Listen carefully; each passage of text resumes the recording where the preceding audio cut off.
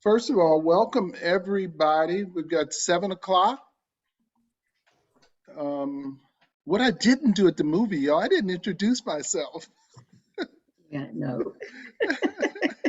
Who are you? We knew who you were. Such arrogance, boy. Well, everyone on this call, welcome. And I think everyone knows I'm Paul Coates. I forget sometimes, but I'm Paul Coates. So I'm really glad that we have an opportunity to get together. I'm hoping that when Gaza comes in a minute, I just would like her to bless us as we start. If she doesn't come in really in the next minute or so, what we'll do is just take a moment of silence. As you see, my brother Tony Browder has joined me, and Daoud on you? I don't think Daoud. Yeah, Daoud is here. Daoud is here. Mm-hmm. Yep, Daoud on there. I Yeah. haven't seen Daoud forever. Me But either. we're gonna have a nice conversation. It's intimate enough. We're Thank gonna have Lord. probably about 20, I think probably about 20, 25 folks registered for the call. And most of them look like they're showing up. So again, we're gonna go ahead and start. Can we take a moment of silence? We've had so many things happening this year. Over the last couple of years, we've had people And crossing over. transition, go out of our lives, come into our lives.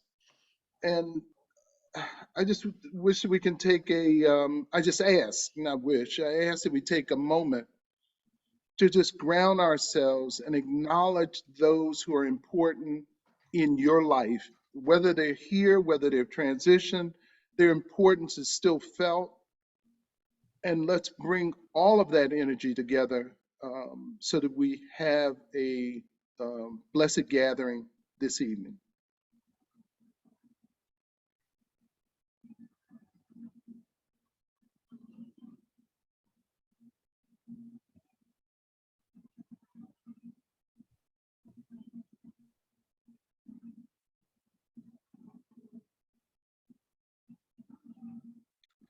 Okay, with that, if that's good for everybody, has everybody said what they needed to say in that moment of silence, or think what they needed to think to be present?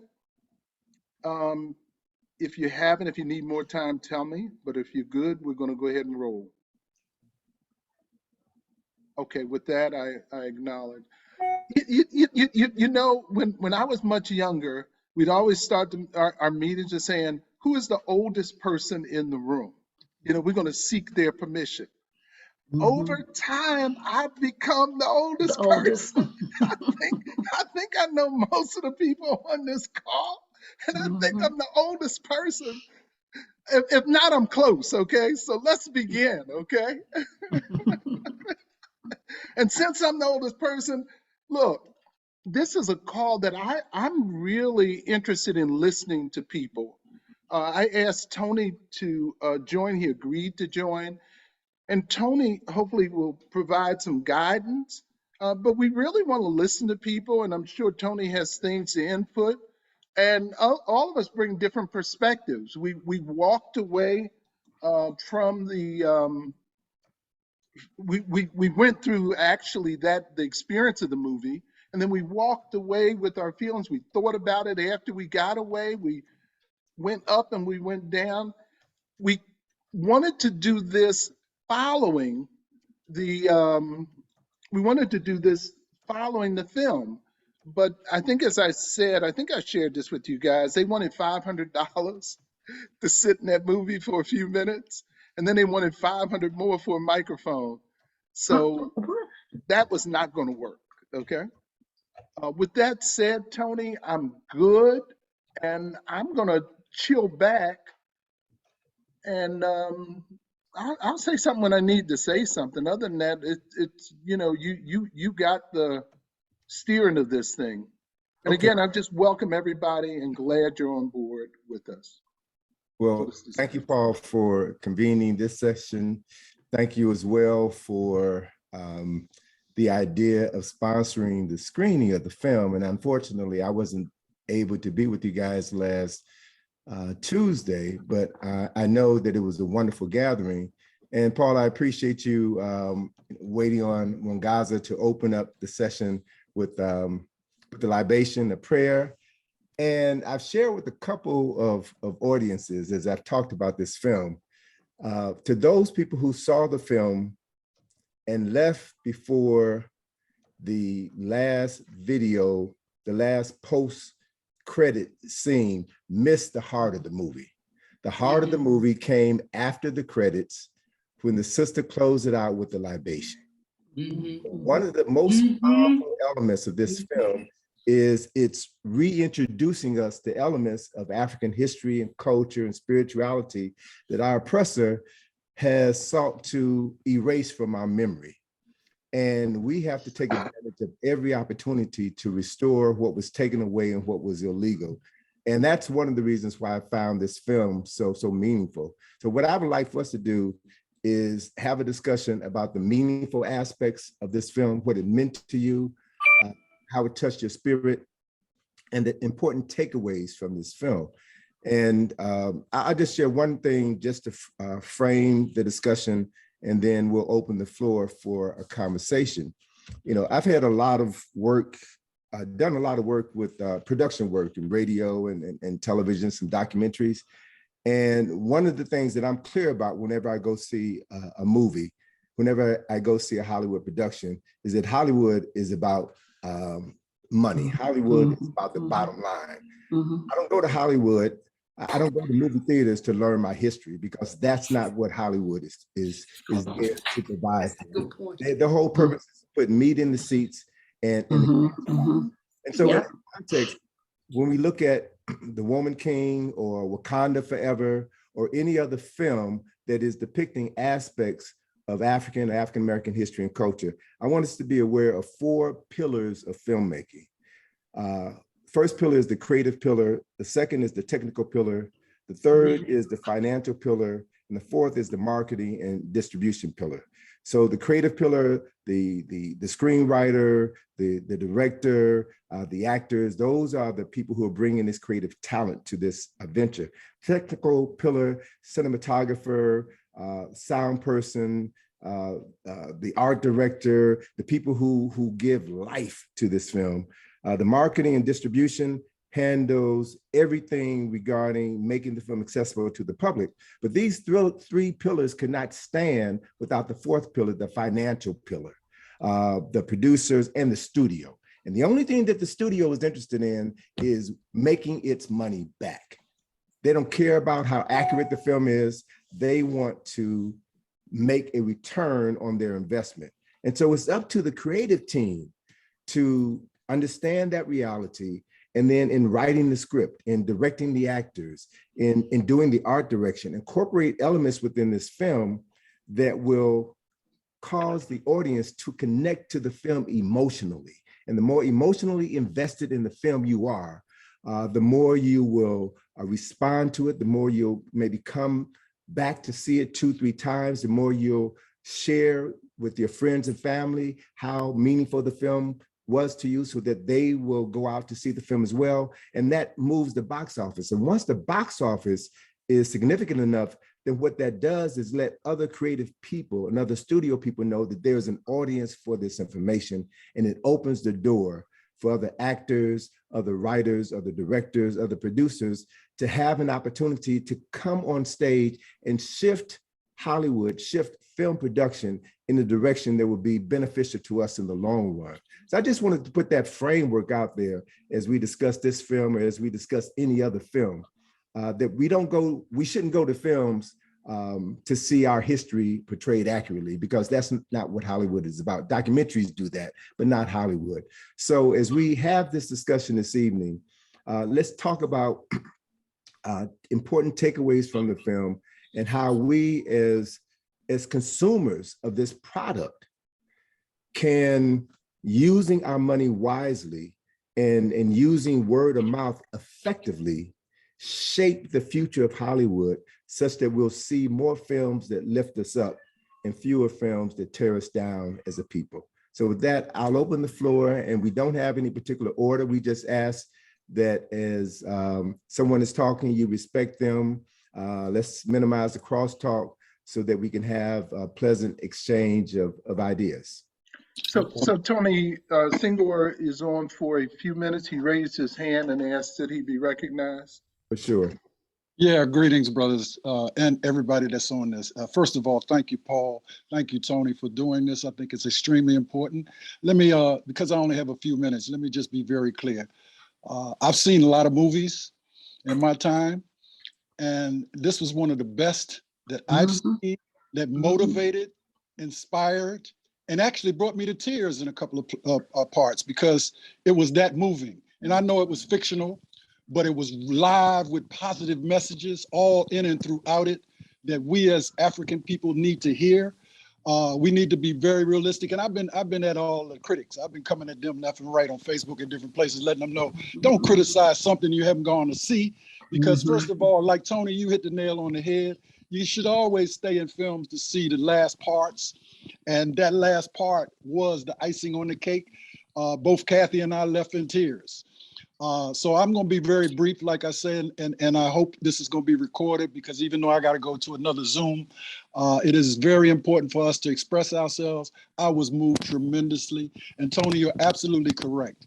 When we get any little bit of positive energy, it will help bring more positive energy, regardless to who may be opposed to it.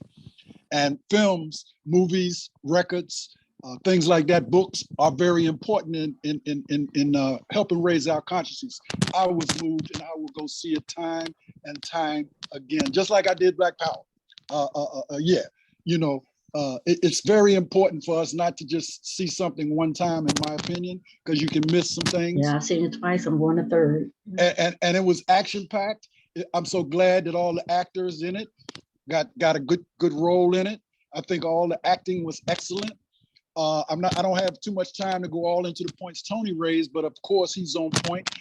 I knew even before I went that I was going to get something that I would be moved by because of his review and others' review who were speaking truth to power. So I thank you again, Paul, not only for pulling us together, but for consistently putting positive energy in the community, and definitely this one did it. So thank you again. And I look forward, I'm gonna stick with y'all for a few more minutes, but I look forward to getting the recording because I'm anxious to hear how, especially the sisters feel about it, because that's so important, because they need upliftment, just like all of us do. But when they are uplifted, you know, a nation can only rise as high as its woman. And that's very important. So thank you so much, Paul and Tony. Thank you, brother. Appreciate your comments. So sisters, any sister would like to share your views of the film, talk about how it touched your heart, your soul?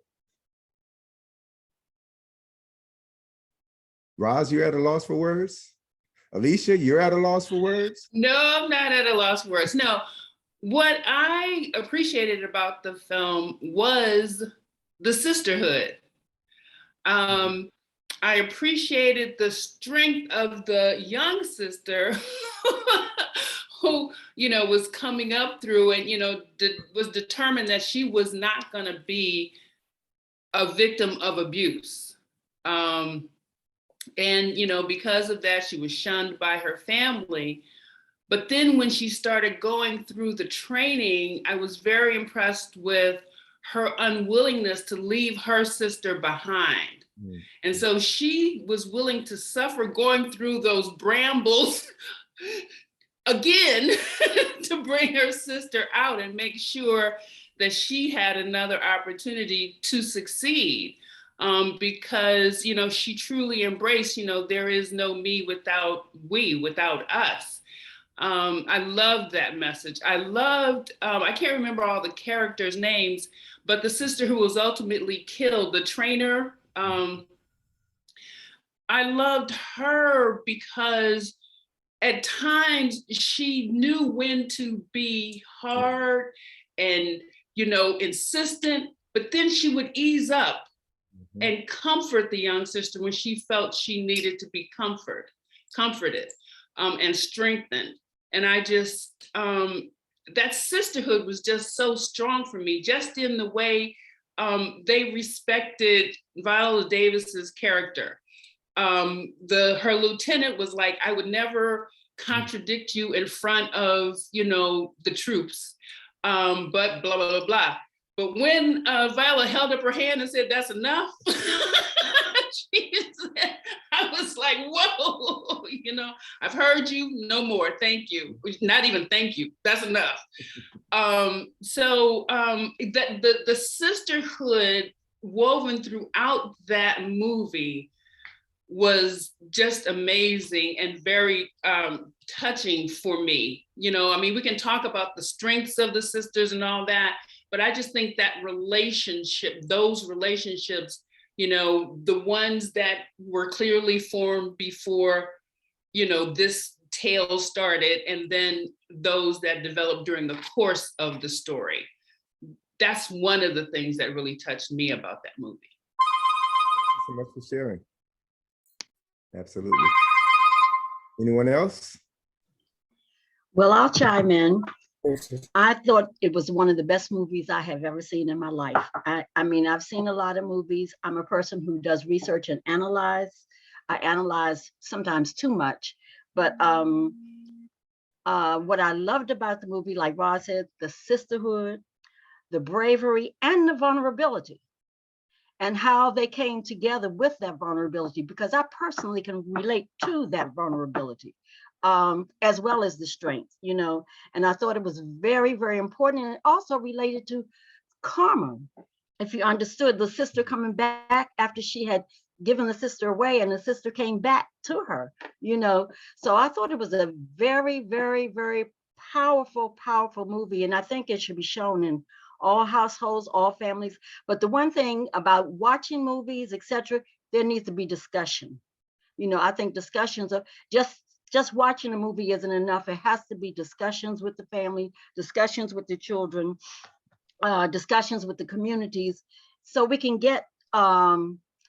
move forward. I think we spend a lot of time on our hurt and our pain from slavery, that it holds us back.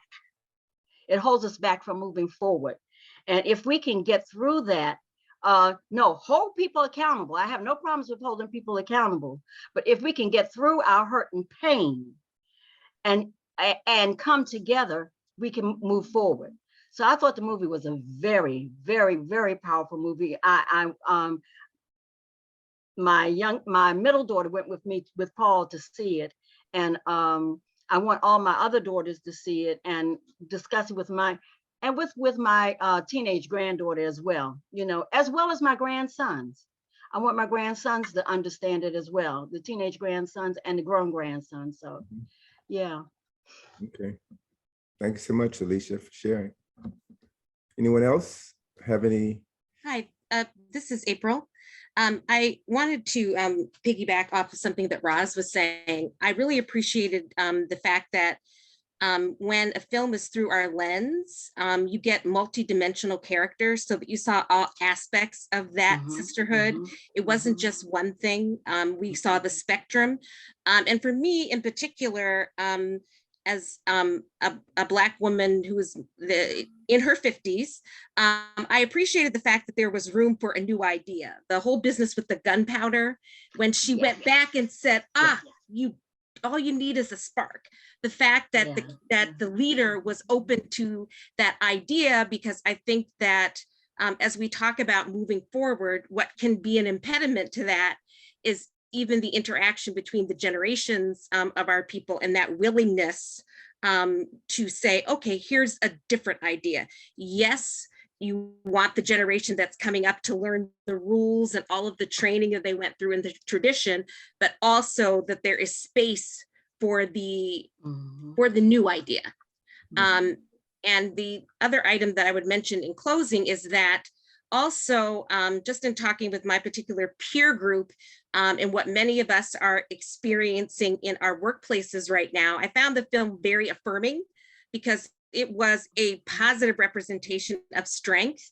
When in so many of our workplaces, the prevailing stereotype is still of an angry or aggressive Black woman, as opposed to someone who is showing leadership. So in talking with some of my peers who saw the film, we all just decided, well, oh, well, with that, we just gonna kick butt like Viola and move on. People might not like it, but oh, well. Because again, that is the perception, as opposed to it being one of leadership or being forward thinking. It is that you are, angry or aggressive. And so I appreciated the fact that character, she didn't smile a lot, but you understood where she was coming from. And I responded to that because working so much on Zoom the past 2 years, if one more person messages me about smiling, I think I'll just lose my mind. I'd like to say something about the movie. Hi, Paula. I don't have my video on. That's okay. Okay, that's cool, Paula. I would say, number one, I'm a romanticist, right? So my heart kind of broke a little when she didn't go with the guy because I knew she loved him. But the beautiful line of that sister getting in line with her mother and all those other women, Yes. it took my heart like further than going with that guy in the boat could ever have done. The second thing I think was negativity that still exists in our community. And I agree with everything the sisters have said already. The negativity about our hair and about our color in this country and in countries around the world just upsets me sometimes so much when I still see the wigs on the girls. I'm not saying don't. I I'm feel the saying same be way. proud of what I thought we had done this in the 70s. You can have your hair and still be beautiful. You can have the darkest, bluest skin and be beautiful. We're original people. And I hear so many women, no, I got to cover my hair. It's nappy. I'm like, when did we go back to that? Okay, I don't want to get off on that. This movie dispels so much of the children with the hair. A little girl, 6 years old, 5-year-old, turned to me. Her hair was very short and she was brown. She was like, I gotta do something with my hair. I'm like, no, baby, your hair is beautiful. This was yesterday. We gotta stop this. And this movie goes a long way in showing brown, Black women who are dark skinned, who have short hair and are beautiful. All kinds of features.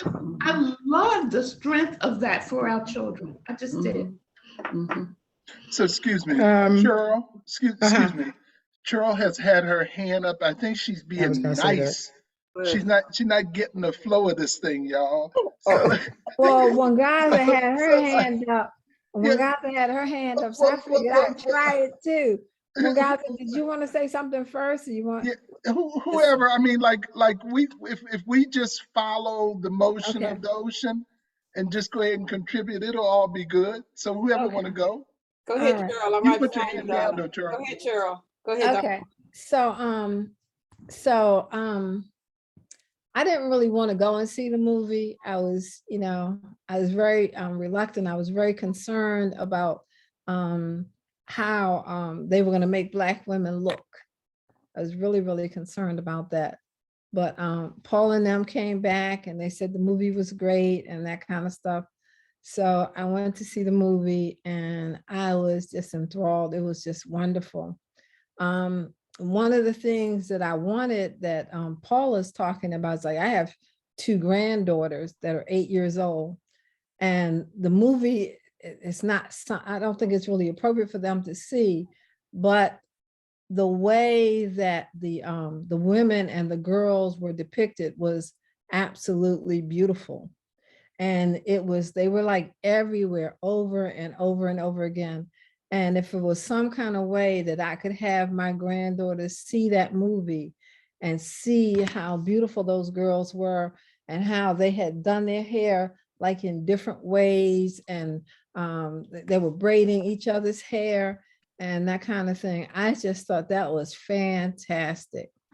The other part of the movie that I really, really enjoyed, and I came home and I laughed about it, and I just laughed and I called people and laughed about it, was when Viola Davis was talking to the king, and she wanted to go and find her daughter and to find her folks, she wanted to find her sisters. And the king said, the king said, don't play with me.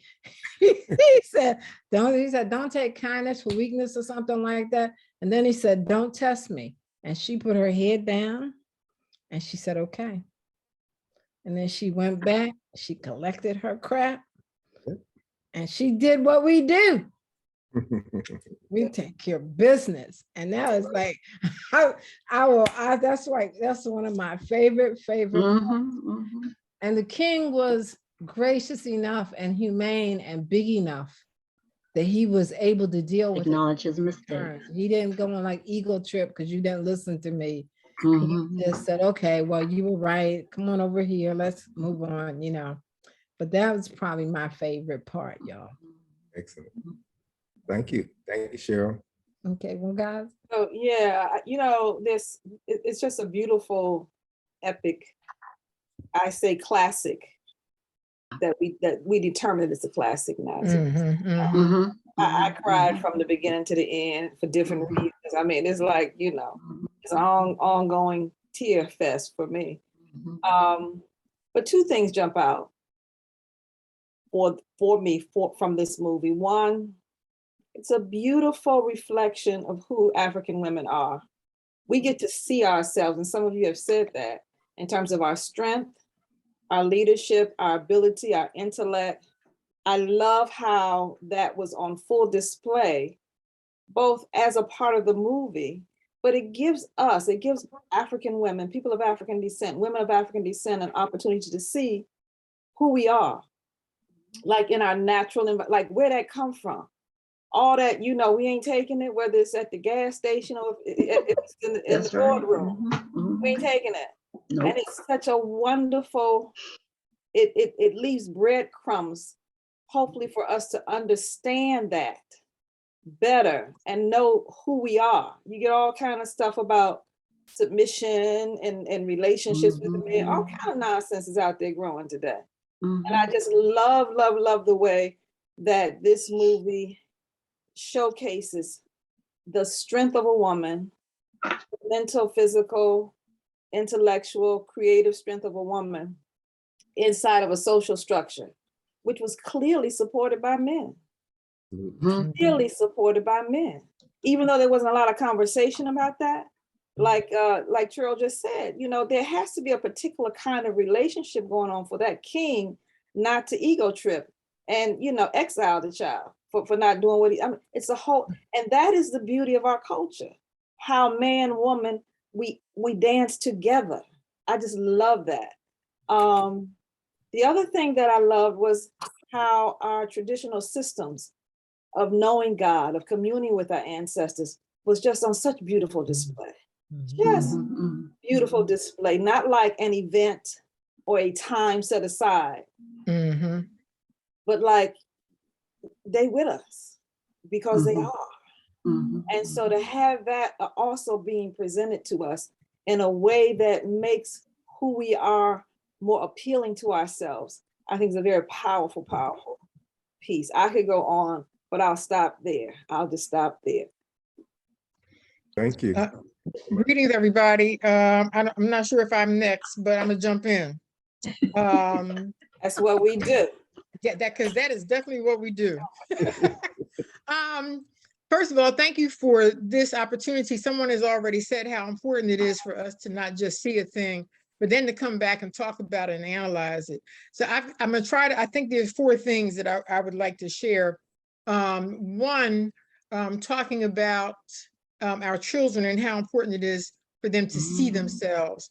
And I was so excited when one of my grandsons, who was 16, said, they call me Mimi, can we go see Woman King again? I'm like, what? Yes, I love it. of course. I didn't go quite that ballistic to him, but that's what was happening inside of me. So I'm going to need to make that happen. I saw it twice. And the other exciting thing was the first time I went to see it, my grandson took his grandmother's. So that was also special and really thoroughly enjoyed it. There were 2 things that stood out to me. And I would say that for the 8-year-olds, take them. help them to know, recognize that this is theater, this is movie, and then there are times when this is how our women had to act right next to men. And hopefully, well, you know, your 8-year-olds, you know, having been a children's theater director many years ago for children between the ages of 6 and 10, and it was theater by children for children. There were some things that I had to always share with them, that this is theater, but the more I talked about it, the more they understood it. And you know, I know we have to make decisions for ourselves and for our children. There were 2 scenes in the movie that stick with me. And one is definitely based in how African people function.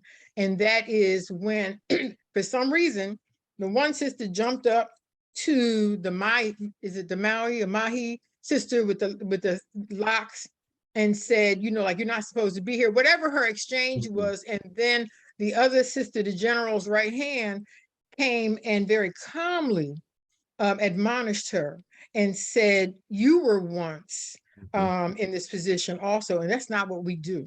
And to me, it just really emphasizes how we as African people, while we may have enslaved each other, that was a word that was imposed on that process. That may not be the word they used, and certainly it wasn't how they defined that the shadow slavery that we've experienced in this hemisphere. I thought that was an important scene. It was short, it was quick, but for me, it was poignant. The other vision I cannot get out of my head, and I'm trying to get my dear sister to draw this, is when, and I don't remember names either, Nasira, is it? When the general and her daughter were at the altar. This is, to me, is just so huge. I am not going to cry when I say this, but when they were at the altar staring off, the camera, the way they set that up was beautiful, because the general was in the foreground, daughter in the background, just ahead of her mother's face. But you could see the 2 of them looking forward, and it was almost for a minute, you know, you saw their similarity, one, even though they're not blood related, but that's how it came across to me. 2, it was passing of the baton. It was the old and the young side by side. It was mother-daughter tight, sticking together. It was all of that in that one scene. And I actually have been trying to find the clip so I can just still it and do something, make it still, STILL, and do something with it, or at least say, Mama Fia, I need you to draw this. just draw this. Because that to me was so daggone, I want to say damn, we all adults here, because it was like that. It was so damn powerful seeing them come together. It said so much in that one shot. And okay, and the last thing. So one of the things I've been looking at, you know, is how we separate ourselves and we complain about stuff, and this isn't the real history, and etc. I was reminded of my granddaughter at the age of 6 coming home to do her homework. I was helping with homework, to talk about Kwanzaa.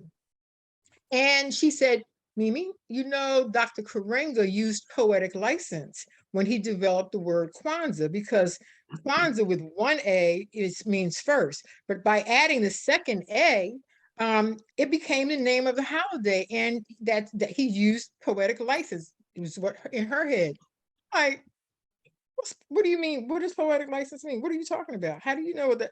But she knew, she explained it. She had already given me the example of it.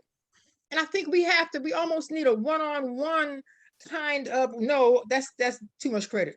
A 001 course on what that means. And what's important is that we see ourselves, that our children see us on screen. We can't even begin to add numbers, percentages, whatever, to how important it is to see ourselves. And I guess those of us who are older can say what it was like to never see yourself and to be rooting for the daggone Cowboys against the Indians, and the Indians wasn't even so-called Indians. We have got to help our people get beyond this. And it's beginning.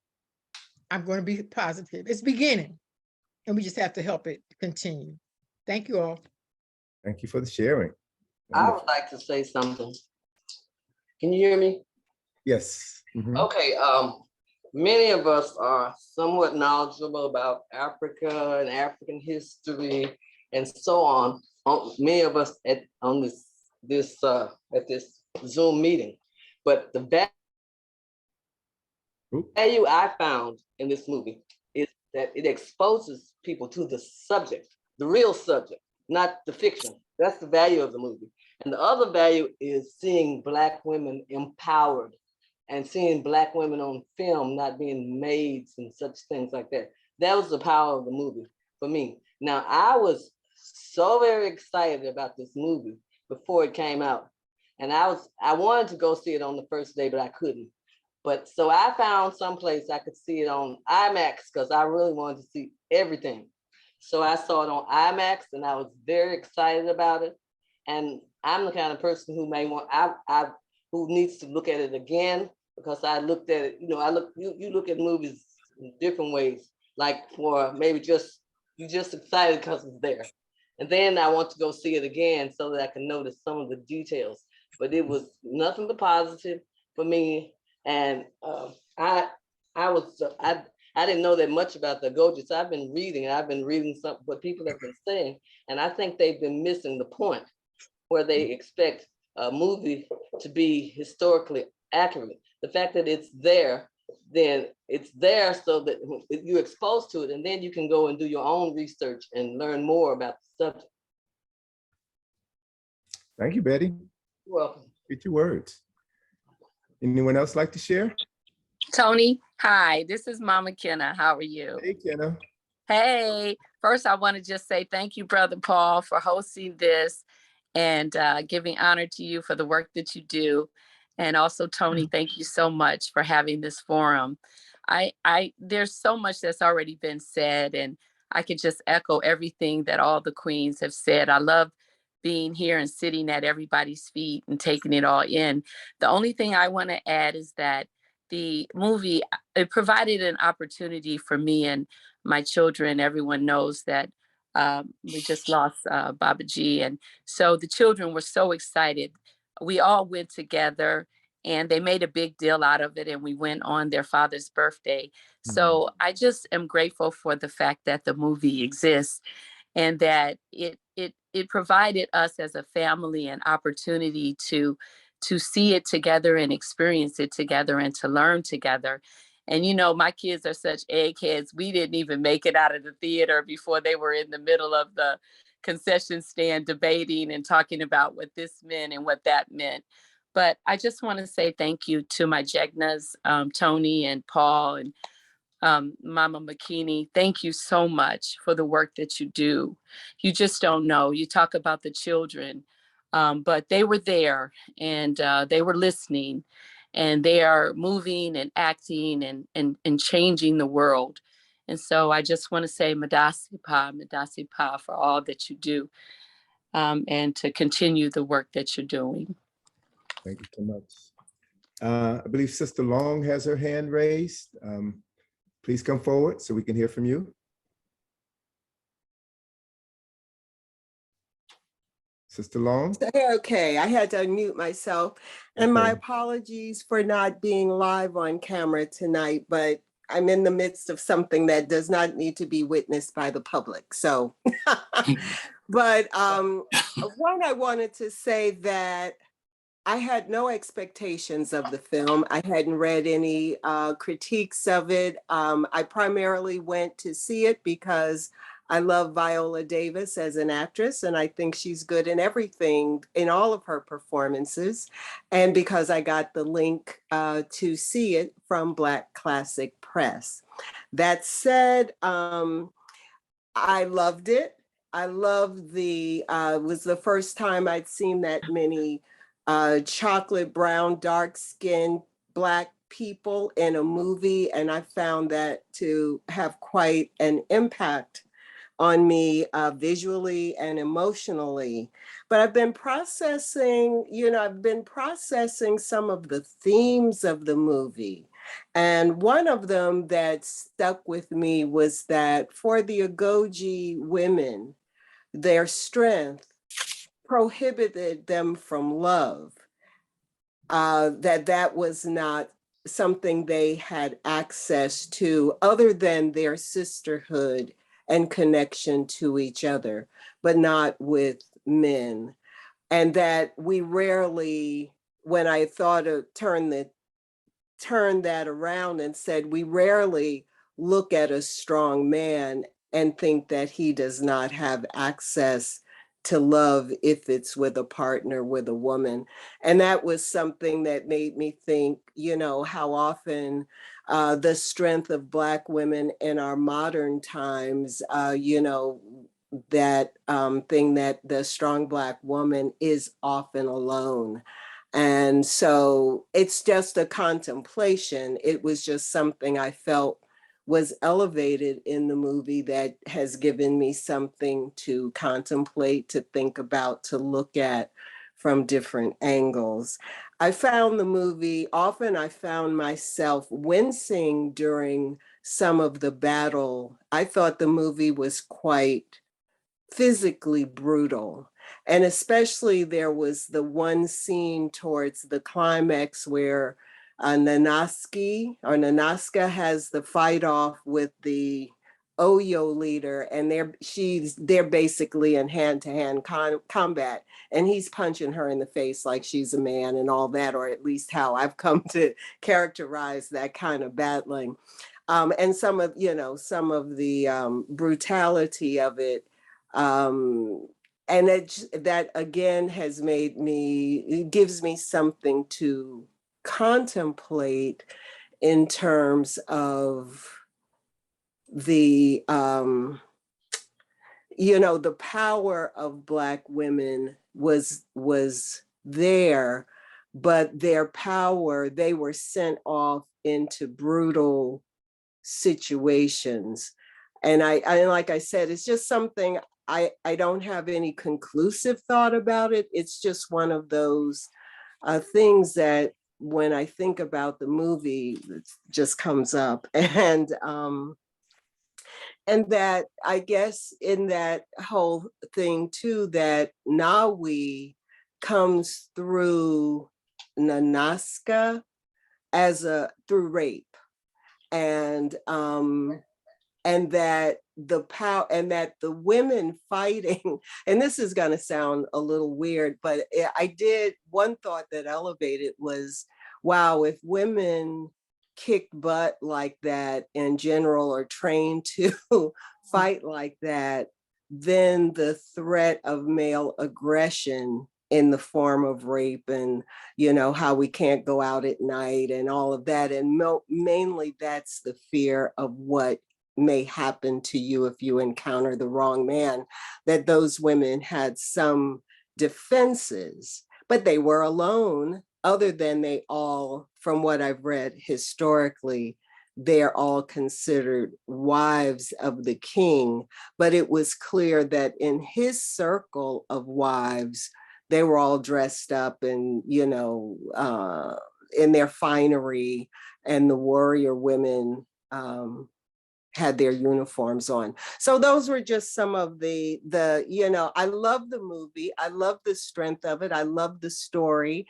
I thought something that Tony said in the beginning about this being a Hollywood movie, for me, it was a little predictable in some ways, script-wise, but I thought it was a nice turn of the script that Nawi ends up being Nanaski's daughter that was given away, and that kind of brought that full circle. And that was that thing you talked about, Tony, the emotional, some of the emotionality. And then of course, at the end, when the truth is out and Nawi approaches and says, "Mother, would you like to dance?" I thought that was really a beautiful, but so it's just made me, I've just been thinking about a lot of where we are as a culture, not just African Americans or Black women, but women around the world, and more importantly, with some of that aggressive thing. I was thinking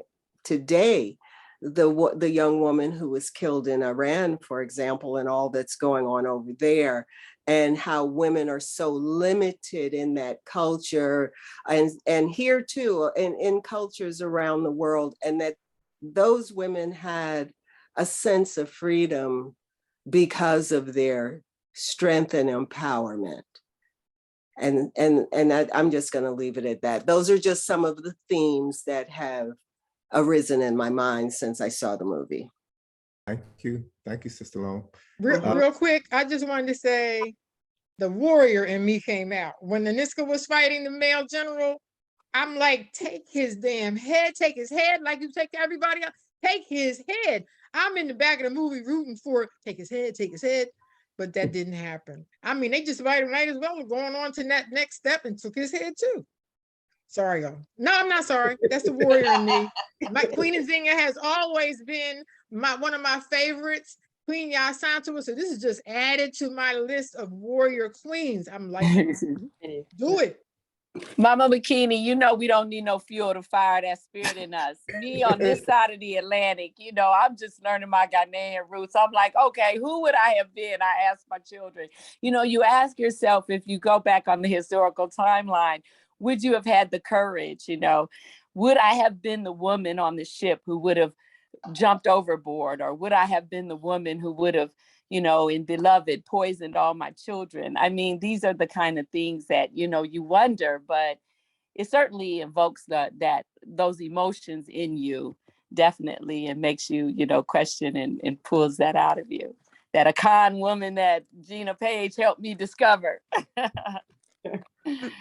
One of the things that when I talked about the movie reflecting who we are, I was specifically talking about the physical skill and acuity of these women, right?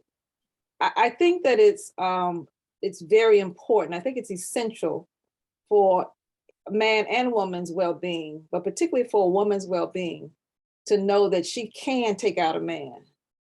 Just like if you never have to, you never have to. But what I witness, what I see, and what I hear is women being trained to think that they don't have a chance, which is a lie. I mean, you know, it's about skill. It's about skill.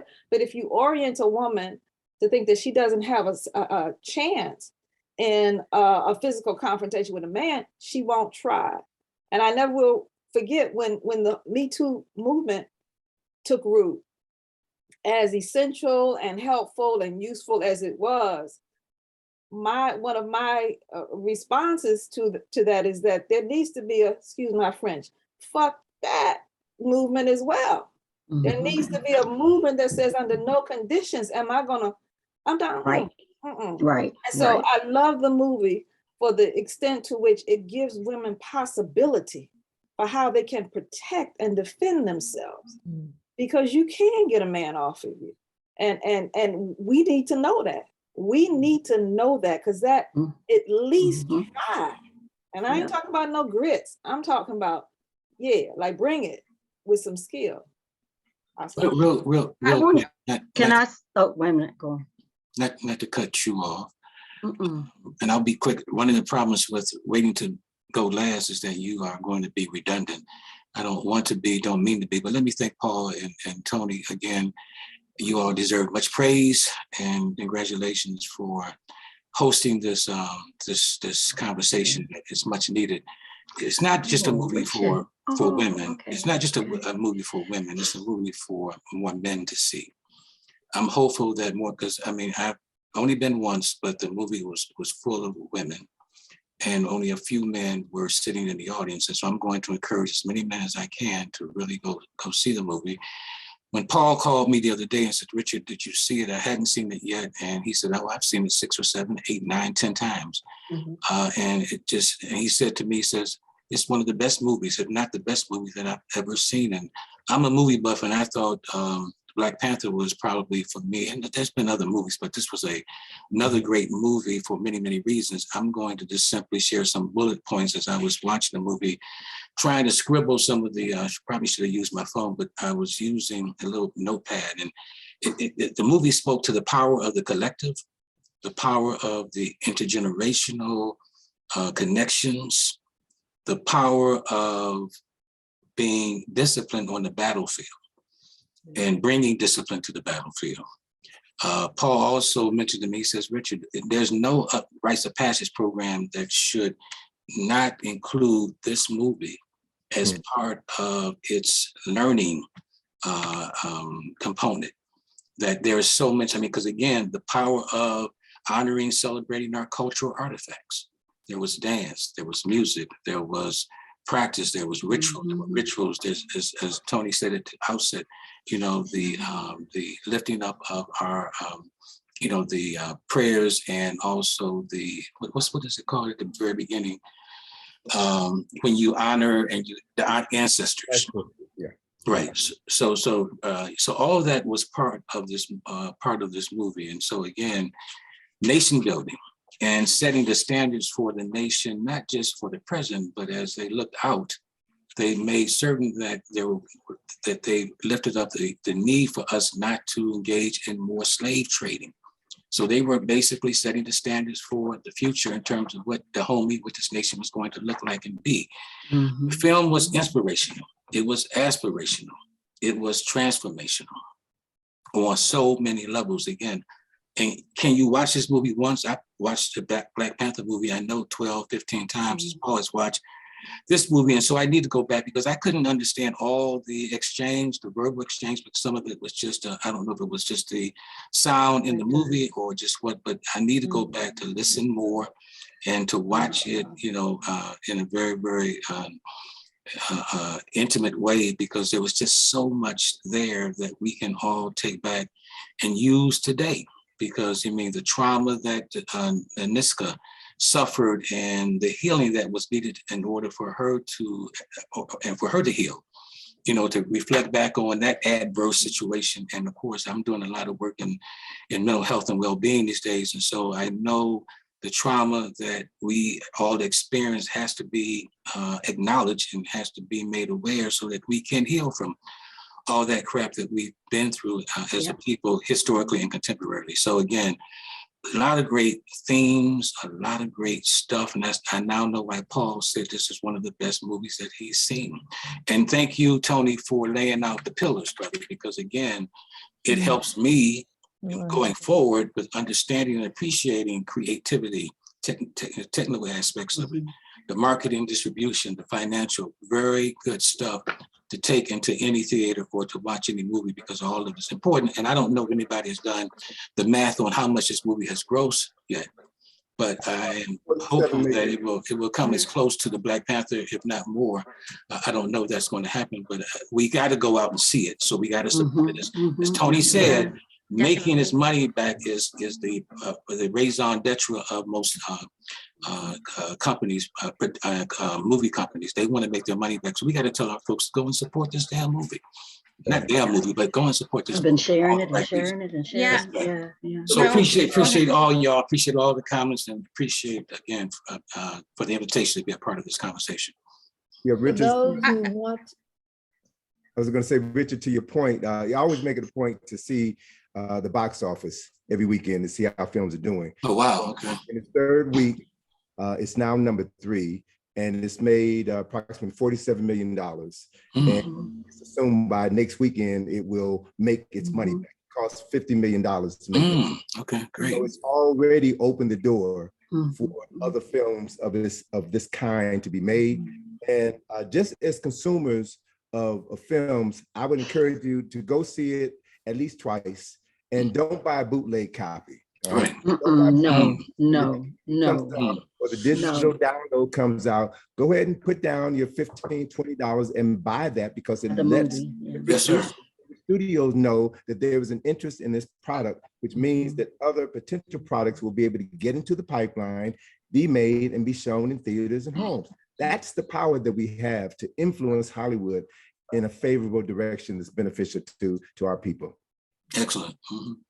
before you close out, I just wanted to say, so many of you have said that you want to go and see the movie again. The Anna V. Waters Scholarship Fund for C students. I just booked for the 15th of October at 2:30. That's a Saturday. And we're going to be going to the Pike or the next acts cinema. Yay! Pikesville. Yes. Excellent show. And, Yes. Excellent. Yes. and what I'm going to do is I'll put my telephone number in the chat. I did not, I don't have the Eventbrite up, but I will have the Eventbrite up probably tomorrow. It's a small theater and so I would appreciate it if you want to do it. As soon as the Eventbrite comes up, I'll make sure I get it to you. And I encourage you to come and sit down with us and see it.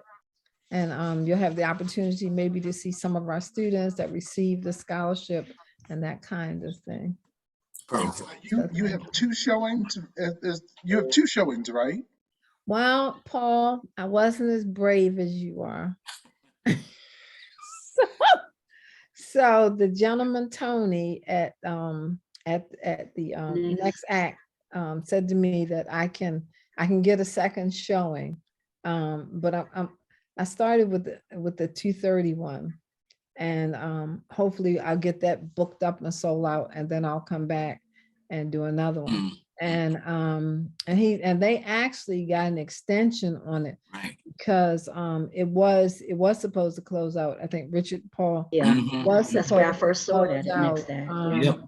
And he told me he would get back to me, and it took him a minute, but he got back to me, and it's going to be there for 2 more weeks. So it's the Fantastic. last, I think the last day is supposed to be the 15th, and that's the day that we'll go at 2:30. So let me put my number in the chat, and anyone who is interested, you're welcome to call me, and I'll put you on my list and make sure that you get access to buy tickets on the Eventbrite. So I just want to follow up behind Charles. It's not a matter of being as brave as me. You know, it's like it really is a matter of what are you committed to, you know? And it's okay to be committed to one showing.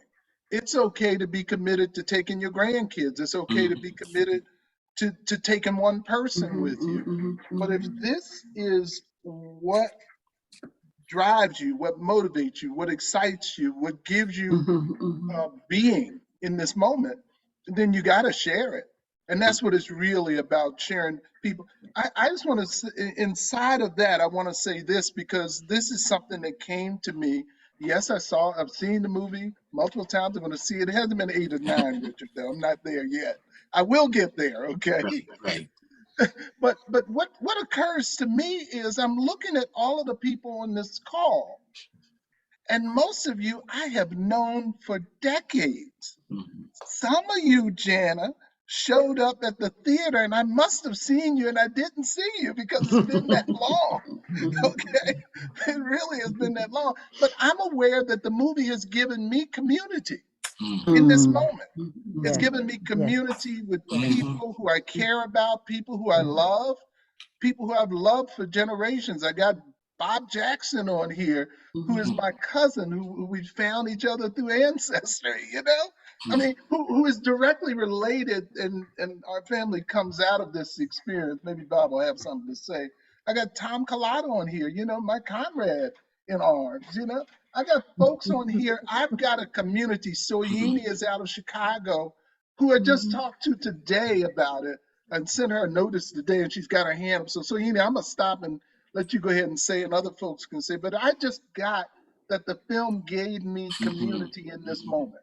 And I really, really love that. And in turn, I want to thank Paul for inviting me. He just mentioned it this morning. And also thank Tony for hosting this.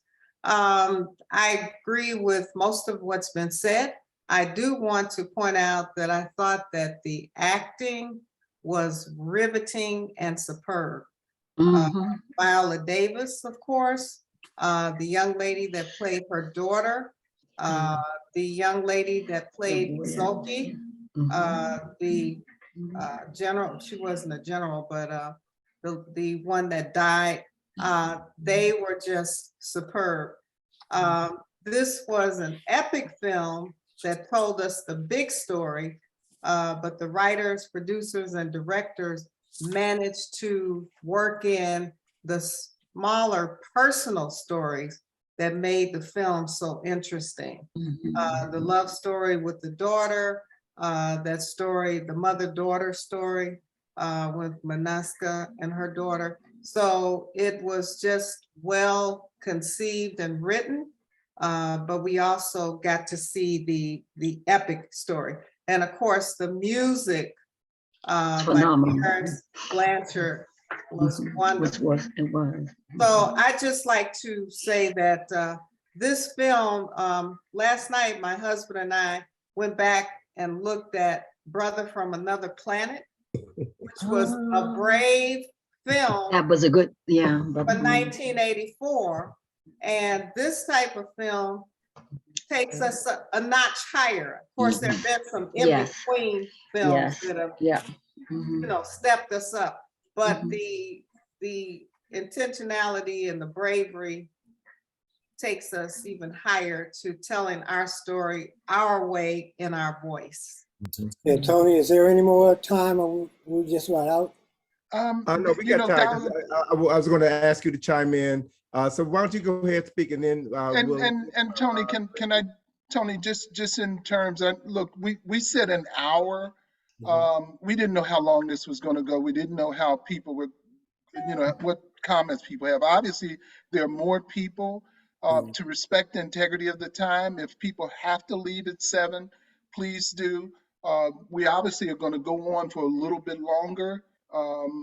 Is it okay? Is the group okay with another 15, 20 minutes? Absolutely. Okay, great.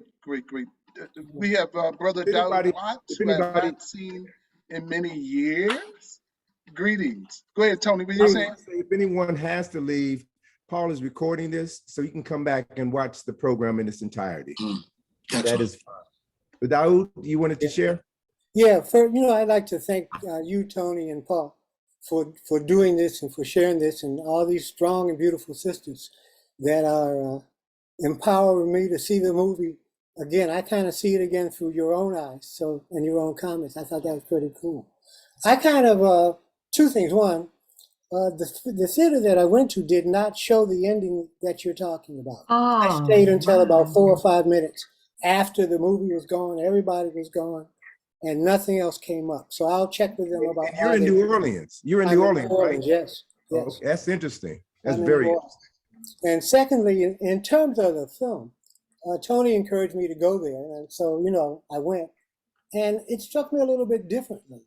From the very first moment of the film, when you stand on truth, it resonates with everybody, simply because it's the truth. There's no other need for it to have accuracy or anything as long as it's got truth. And this film had truth in it throughout. And I saw, the perspective that I saw was it had a truth about Africa that we don't get to see as a people. Yeah. And that is West Africa. So I wrote this little piece on Facebook. I only had 10 little points. It was called, I think, here are 10 ways that the woman king got it right. Okay, and they are basically one, West Africa. We don't see West Africa. We think Africa is so small and monolithic, that, anything that's shown about Africa is all of Africa. We take the smallest image and all of a sudden, there it is, this is Africa. And that's not how Africa is. I mean, I know not, 90%, almost probably all you guys have been to Africa.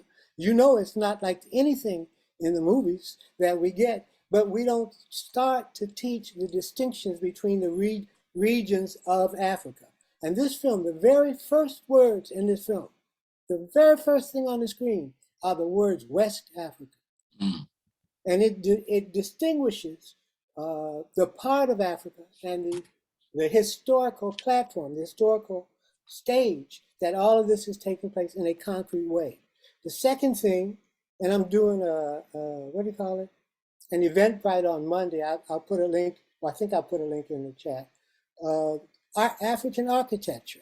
The architecture in this movie is very consistent with the historical records. I mean, they took expert care in creating sets that were actually historically accurate from the 1850s in particular. Some of them a little earlier, some of them from the 1870s. But those scenes and those stages are very accurate. Truth, that is truth. You understand? And it feels comfortable because it's true. The third thing was Dahomey art. Throughout the movie, they had depictions of the wall hangings and the wall, what do you call it, the bas relief paintings in the wall that are very, very, very consistent with the Dahomean bas reliefs of that time. Thirdly, it shows a cloth, not just clothing, but a cloth industry where people are using, what do you call it? Indigo. They're using indigo, thank you, Tony. Indigo. They're using indigo, and they're all of the people are wearing country cloth mostly. You know, that is African style. It is true to the culture of West Africa, especially in areas outside of where they started trading with European type cloths from earlier places like Ghana. Okay. The fourth thing is that they showed a high level of metallurgy. You saw the artisans making things, making beautiful things with their own tools, with their own traditions of metallurgy. You know, to me, this started, my mind opened up right away when I saw the words West Africa. I said, this is going to be a true movie.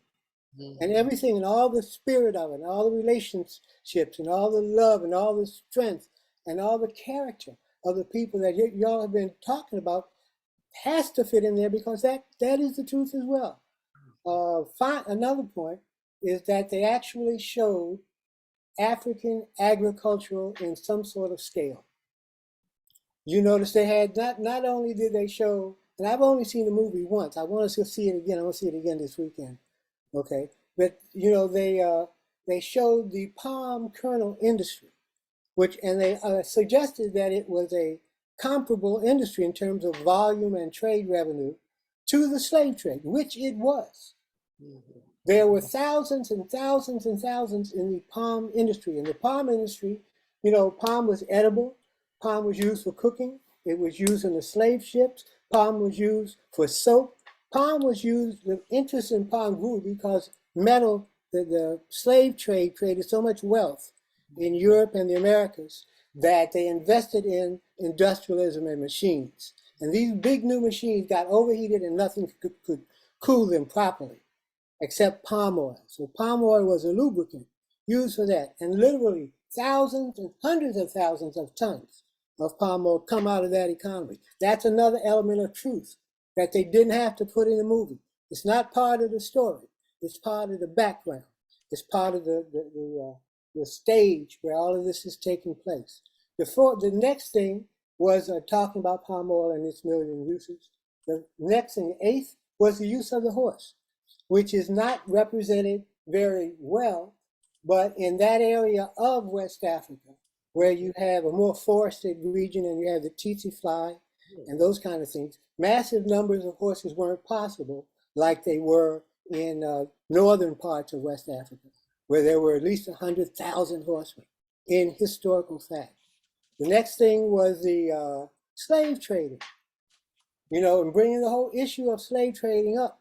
And what we need to do is contextualize slave trading, because we're taught that everything about Africa is so damn simple, so small, so monolithic, that if you talk about one little example, it's going to reflect the entire Africa, which it does not. Africa is giant, as you all know. I don't have to say anything about that. And they, you know, so the use of the horse, and that was good. And finally, the women themselves, the warriors themselves. You know, the documentation on the Amazon women warriors is fantastic. It's fantastic. There's a whole lot of information on it, and it corresponds to the accuracy that they treated the film with. So I really loved the movie. I loved all the qualitative parts as well. Thank you, Daoud. Thank you. I think Brother Kelechi has his hand raised. You'd like to share, brother? Yeah, bro. And again, as many have said, thank you, my brother Paul and Brother Tony, for putting this together. I'm trying not to repeat what anybody has said, but you know, really important discussion. A couple of things. So this is the part that's Hollywood. The title for essentially the consort of the king, which is the title that Meniska was given, the character of Ms. Davis, is Waijoto, right? Waijoto is actually Queen Mother. Now I know that calling the movie Queen Mother probably wouldn't get a whole bunch of folks in the seats. So that's the Hollywood. Unfortunately, a lot of folks sort of grabbed onto the term woman king and ran with it wherever they went. But it's a very familiar term, Queen Mother, to those of us that are oriented with African culture. There's nothing unusual about it, nothing strange about it. And it's a very important role that she would play in that society. I just wanted to point that out because no one's really, sort of talking about that. This is essentially made Queen Mother of, and Waijoto is a title held in Dahomey, what's held in Dahomey. I did also agree, it's well done, one of the best movies I've ever seen. I like a lot of, action movies, science movies, things like that. I don't know if you all have seen a movie called Amina, which is about the Queen of Zaria, Northern Nigeria. Very important movie, horribly done. Terrible. I mean, I think I probably got through it at the 7th time. It was just so bad. It's horrible when a movie like that is so important, it's hard to watch. So it was important that this movie be done well, and it was done so well. I mean, I think it's, if anybody who's, if they can put aside their prejudices, if you like a movie like a Braveheart or Gladiator or any of those movies that, why would you not love this? Because it's Black people and Black women. It gets to be in a special corner aside from all the other great movies because it's about us. But it really was one of the best movies that I've seen. One, I guess, theme that I saw in the movie was forgiveness. There was a lot of forgiveness in the movie. We have a really hard time as a people forgiving each other. King Gezo forgave Naniska for disobeying him, right? He forgave her. Naniska forgave Nawi for sneaking out, right? She could have thrown her out, said whatever, right? Naniska, Nawi forgave her mother, right? For giving her away. Naniska, forgave herself for giving her daughter away. There was so much forgiveness in that movie, something that we don't see and we often don't exhibit, which is so important because we need to forgive each other. And I think that a lot of the opposition, the boycott, whatever it is they want to call it, to the movie is really a difficulty, a challenge in forgiving each other for our own sins and our imperfections. We have a really easy time forgiving white folk for their sins, right? But when it comes to us, our any indiscretion is unforgivable, and we'll take it to our grave. And this movie really demonstrates that forgiveness. Black men need to forgive Black women. Black women need to forgive Black men. Africans in the diaspora need to forgive those who were not taken away, right? And Africans on the continent need to learn the history and also forgive and forgive themselves for the roles they played. I've been to Benin. I actually grew up in Oyo State, which was at one point the center of the Oyo Empire, so I'm the history part is interesting. There's a lot of rewriting to make it a Hollywood movie. We understand it's not going to be accurate, but there are important elements that we can take away from it, and that forgiveness piece is really key. I really love the fact that Ifa was displayed, not just libation, which we see from time to time, but Ifa was actually demonstrated in the movie, which was like, wow, like, is that really happening? Kyrie, like reading the shells, and that's something that you don't see, right? Especially in a Hollywood movie, and I'm sure most folks probably didn't know what that was happening, but it was really important. I also love the fact there was no white savior, which was really not one. I mean, I guess you could say the half white savior, but you know, no white saviors, right? So that was big. And you know, I hope it does begin a conversation.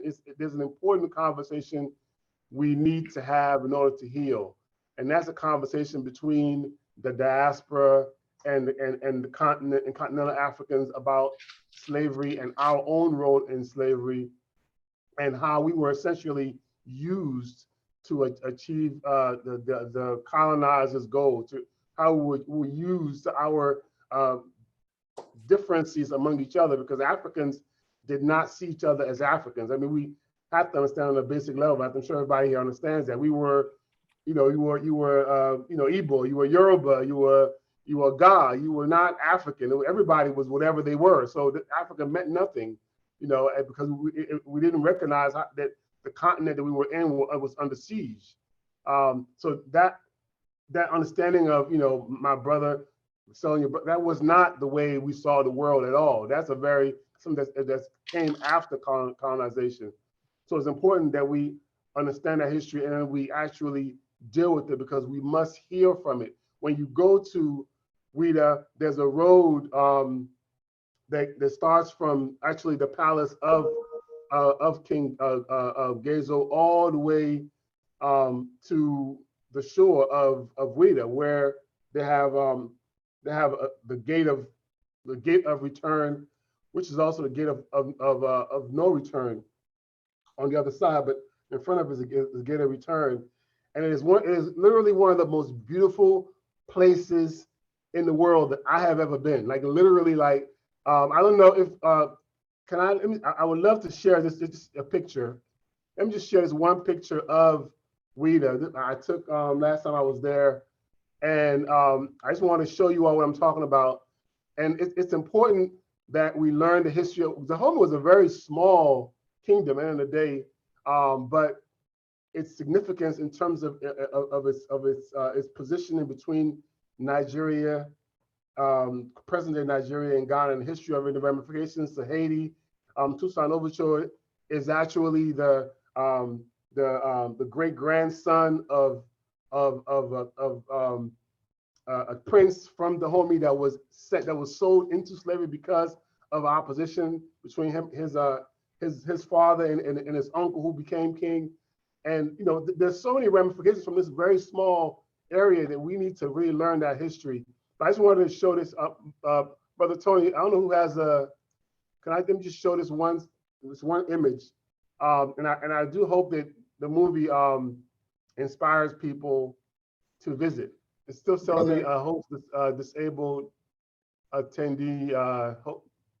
Brother Kelechi, because my skills are a little bit off on that, can I ask that we pass on it?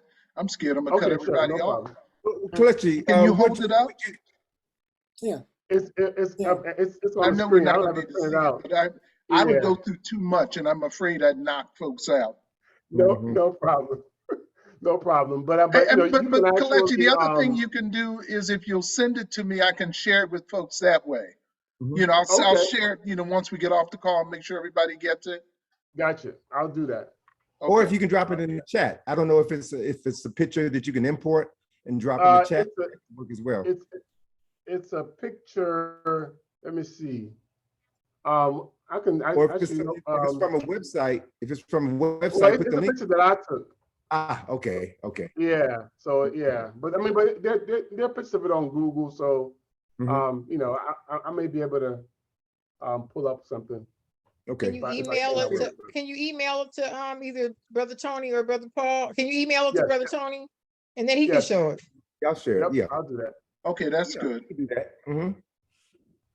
So look, we are at 8:19, and Bob, I know that for contemporary information, I don't know if you want to share something following behind Brother Kelechi or not. I don't want to put you on the spot, so if you don't want to share anything now, it's cool. Me? No, me? Bob. I was trying Bob Jackson. Oh, yeah, your cousin. Yeah. So I don't know, he has a contemporary thing that follows right behind you, Kelechi. And I know that I said 8:20. It's like 8:19. So Bob, maybe you can just tighten it down if you do, and if you don't want to, I don't want to put you on the spot. But I am. How about that? Go ahead, brother. And you're still on mute, Bob. Thank you. I've really appreciated listening to all of the comments. I went to the film with a different mindset because I have been reading a lot about Benin, because we found out that Paul and I are related to the Kokpan, who was the first king of Alada, and that in the beginning, the founding of Benin, there were three brothers. One stayed in Alada, the other one went to Puerto Novo, and the other one went to Abomey. So we're somehow related to these people. And as a consequence, my son and I went to Benin, and we were made princes by the king there. And we were integrated into our families there, and we got to visit all of the places that Kelechi and more that Kelechi was talking about. So when I went to the film, I had already known the power of these women. And the thing is that these women were trained soldiers. It's not about whether women can be strong enough. Women are strong. Women are strong. I mean, we don't have to think about that. Women are strong. And these women, these, Agoge women, they were trained, they were strong, they were warriors. I don't know what the equivalent in the US might be, the Navy SEALs, because everybody in the military is not a combatant, but these were combatants. In my early life, I went to work in Kenya for about 6 weeks building primary schools. And then I wasn't an old man like I am now. And I worked along with African women, and those women were much stronger. So the issue of the strength of our women, we don't really need to think that they are not, because they really are. The movie itself was beautiful. As Brother Daoud said, the sets were very authentic. We went to the Abomey Palace for the King Glele and Guezo, and it was a very accurate representation. I think that movies of this kind, hopefully they make us, they embrace us emotionally in a way that we start to think about our origins. And also forgiveness, because there's some things that we did to ourselves and that we're still doing to ourselves. And, those things are very hurtful. They're very harmful in some ways. But our brothers and sisters are also dealing with these things. I've had a lot of conversations with families in Benin about this movie. They haven't seen it yet, but I've sent them some clips of it, and they are very much interested in the forgiveness aspects, in the integration aspects, and we need to, I think, go and kind of visit our African brothers and sisters on the continent. Obviously, I didn't have something prepared, so this is kind of follow up, and I don't want to reiterate what other people have said, because I think people have made more powerful statements than I have. But certainly, I was moved. My family was moved. People who've actually been in those palaces in Ouida, the castles and the places where they held Black people, slaves or captives into that.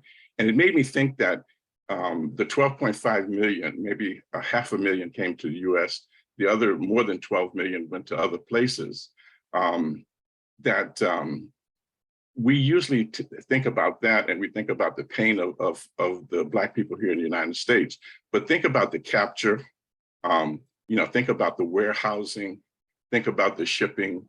So the whole experience is a much larger experience than what we've actually come to think about and to feel when we see movies about slavery and things like that, our pain. But we also have pain from our brothers and sisters there who were captured, who were murdered, who were marched long distances. I mean, there's a lot more to this whole story than the movie showed or that we usually think about.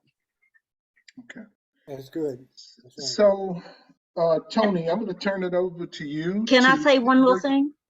Sure, sure. I mean, let me do this. Let me do my part, and I'm going to turn it over to Tony to close out. And Alicia, go ahead.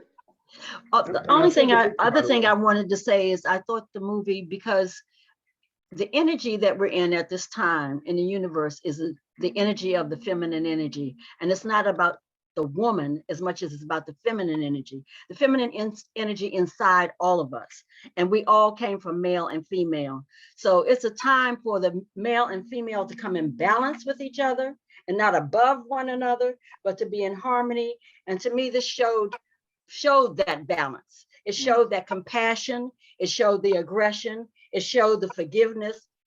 It showed all of that. And if we can understand that, a lot of times, a lot of guys get upset, I don't have no female in me. No, we all have male and female inside of us. And I know I show a lot of my masculine. I'm very aggressive. I know that. And I work on trying to balance that out. You know, but I do. Y'all know me. Okay, I work on trying to balance it out. I work every day to do that. But it's about balancing that male and female within ourselves, getting in touch with that compassion, that forgiveness, you know, and releasing the anger, the hurt, and the pain. So that's what I wanted to say. You know, It showed kind of all of that. And Tony, I'm sorry. Can I just say one other thing before? Sorry, please. So what was occurring to me when Kalachi was talking about the Ife and the nuts that the sister was working with. One of the things, I don't know how many people on here remember Buck and the Preacher. We're talking about what, 40 years ago? Yeah, I remember. Y'all remember Buck and the Preacher? I remember seeing it. I don't remember. There's a brother, and go back and look at the movie. There's a brother in that movie, Clarence Muse. Okay? Clarence Muse, who played also in Car Wash, who was one of the earliest Black actors in Hollywood. He comes from the silent movie, but he's in that movie. And he is an Obey man. Okay? And they go to him to tell, to find out what's happening. These are Black folks in the South, and he also is throwing down. Okay? Now he's using bones, but he is telling folks what the deal is and what's going to happen. And I just wanted to mention that. So that's a wonderful connection of African being that goes back. Sidney Poitier and Harry Belafonte put that together and made sure those elements were in there, much in the way it's being done today. Okay. I'm done, Tony. Thank you. Okay. Well, in closing, I want to take a couple of minutes to speak to the elephant in the room, and that is that there has been some talk from some people who did not want to support the movie because it was written by white women, right? So I want to speak to that briefly. Something that I've learned from my own personal experiences, 40 years dealing with Kemetic history and culture. One of the things I'm glad I learned this lesson early in my career. Spirit is real. Yep. And spirit will sometimes come, African spirits will sometimes come in a white body to do things that a Black person may not be able to do. So the mere fact that this story was written by a white woman and the screenplay was written by 2 white women and Viola Davis added some elements in it, to me, was a representation of spirit moving through bodies that it can move through in order to create something that would benefit our people in the long run. And that's one of the takeaways that I take from The Woman King. I saw that, right? So, and it's important to understand that the film, a Hollywood film, is created in order to get the viewer emotionally vested in the characters. And from what I've heard from this discussion this evening, everyone was emotionally vested in this film. They were vested in the characters, and the film did exactly what it was supposed to do. So I'm appreciative of the film. I'm going to see it again. I know it's going to open up doors for other filmmakers, other producers and directors and actors. And we trust that this same energy, this same spirit is present when Wakanda Forever comes out on November the 11th. We need to show up and show out for that film as well. So with that, I don't know if Mwangaza is still here. I didn't see her, but if not, can I call on Mama McKinney to close us out? We invited the ancestors to come with us. Tony, she is here. Oh, she Yeah, is? I was just ready to say, Mama Mwangaza's here. Okay. Well then, Mwangaza, I want to ask if you can close out this session just as the Woman King closed out the film, and evoke the ancestors, thank them for their presence, and bless us all as we leave this important discussion and continue on with our lives. You're muted. I certainly am not able to close us out like we close out in the movie. But I understand what your intention is, Tony, for us to acknowledge as we leave our gathering, our circle, our community, our virtual village, that we do so fully engaged with all aspects of who we are, the seen and the unseen, that we know we are walking with the ancestors that walk before us. And that because of them, we can be on this path. We can have this conversation about what has been, about the pride of our history and who we were, and therefore who we can be. And so thank God Almighty for bringing us here again, together in a circle, fully aware of how great we already are, such that we can see our reflection when it is appropriately and accurately in front of us, that we will hold on to that reflection and walk in unison with one another and our ancestors, our family, full and complete. In our tradition, we say thank you, and we say amen, ashe, medwasio.